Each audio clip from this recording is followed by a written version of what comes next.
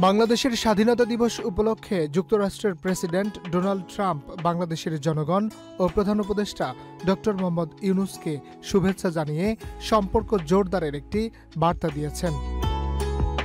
শুভেচ্ছা বার্তায় Donald Trump বলেছেন, যুক্তরাষ্ট্রের জনগণের পক্ষ থেকে আমি আপনাকে এবং বাংলাদেশের জনগণকে স্বাধীনতা দিবসের শুভেচ্ছা জানাচ্ছি।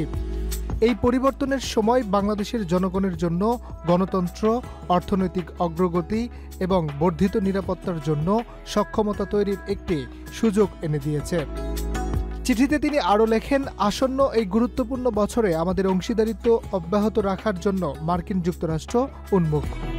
আমি আত্মবিশ্বাসী যে আমাদের সম্পর্ক জোরদার করার সাথে সাথে আমাদের দ্বিপাক্ষিক অর্থনৈতিক উন্নয়নকে এগিয়ে নিতে পারব এবং ইন্দো প্রশান্ত মহাসাগরীয় অঞ্চলে আঞ্চলিক নিরাপত্তা উন্নয়নে একসাথে কাজ করতে পারব।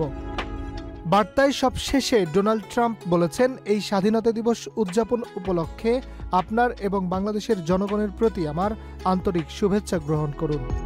২৭ মার্চ বৃহস্পতিবার সকালে প্রধান উপদেষ্টার ফেসবুক পেজে একটি পোস্টে যুক্তরাষ্ট্রের প্রেসিডেন্টের শুভেচ্ছা বার্তাটি প্রকাশ করা হয়। Harunur Rashid, channel I. Walton আবারও মিলিনিয়ার অফারে ওয়ালটন ফ্রিজ কিনে আপনিও হয়ে যেতে পারেন মিলিয়নিয়ার।